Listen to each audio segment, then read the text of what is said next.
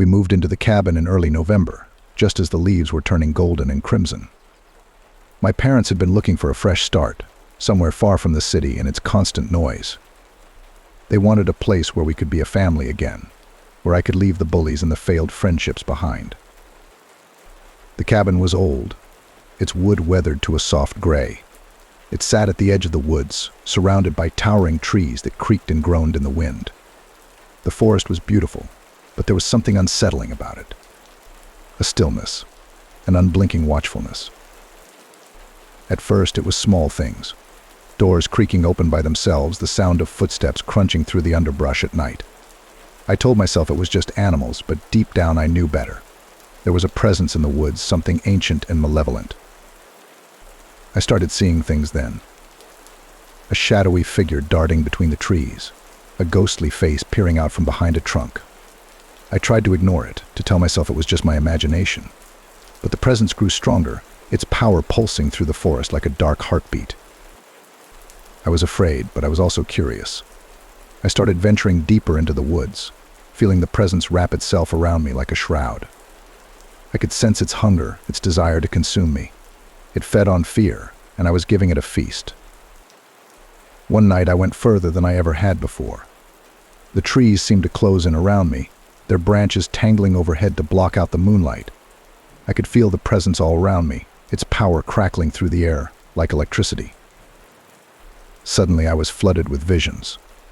I saw a family laughing and smiling as they sat around a campfire.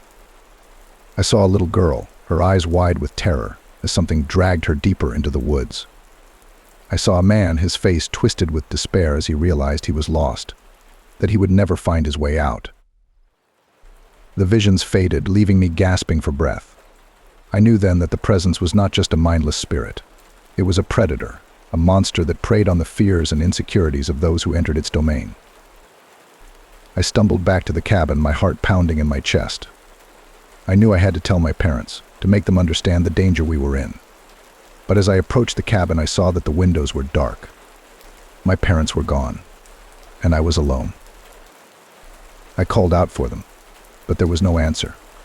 The presence closed in around me, its power surging through the air. I knew then that I was its next victim, that it would feed on my fear until there was nothing left of me. And then, everything went black. When I came to, I was lying in a hospital bed, my parents sitting beside me. They told me that I had wandered into the woods and gotten lost, that a hiker had found me unconscious the next morning. But I knew the truth. The presence had taken me, had fed on my fear, until I was nothing more than a hollow shell. We left the cabin after that, moved back to the city, but I could still feel the presence, could still sense its power. It had changed me, had left me with a fear that I could never shake.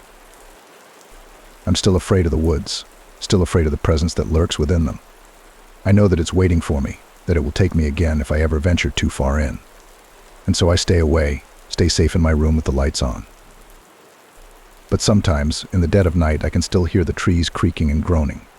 I can still feel the presence, can still sense its hunger. And I know that one day it will come for me again.